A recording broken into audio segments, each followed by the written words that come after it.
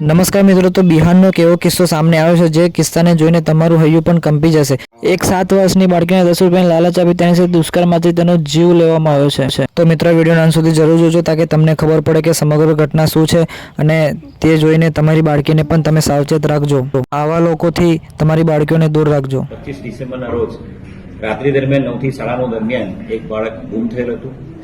બાળકના માતા પિતા ઓરિજિનલી ભાગલપુર બિહારના છે। એ લોકો વરિયાવાડ વિસ્તાર રણછોડ નગરની જે ચાલી છે એની બહાર એની વડાપાઉંની એમની નાની દુકાન જેવું છે। બાળક મોટા ભાગના સમયમાં માતા પિતા સાથે રમતું હોય છે અને ત્યાં જ એ વરિયાવાડ વિસ્તારમાં જ રમતું હોય છે। રાત્રિ દરમિયાન બાળક મળી ના આવતા એમને એવું થયું કે અમારા જે સગાવાલાઓ છે ભાગલપુરના આજુબાજુના ચાલી વિસ્તારમાં કદાચ એમના ઘરે ગયેલું હશે, એટલે રાત્રિ દરમિયાન એમણે કોઈ પોલીસ કમ્પ્લેન આપી નહોતી। નેક્સ્ટ ડે મોર્નિંગ સુધી બાળક ન મળતા 11 વાગ્યાના સમયમાં એ લોકો ડુંગરા પોલીસ સ્ટેશન ફરિયાદ આપવા માટે આવ્યા હતા।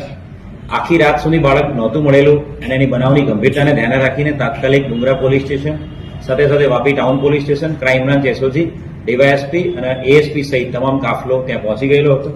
જે આખો વાપી ટાઉન વિસ્તારના સીસીટીવી ફૂટેજીસ ચેક કરવામાં આવ્યા હતા।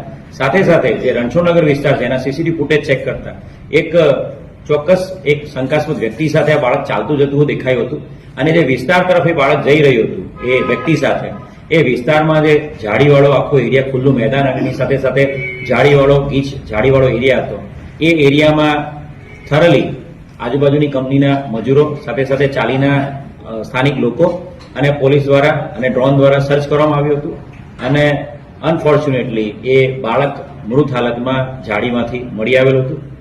બાળકની જે મૃત હાલતમાં બાળક મળી આવ્યું એના આધારે તાત્કાલિક એફએસએલની ટીમ ડોગ સ્કોડ બોલાવી લેવામાં આવ્યો હતો।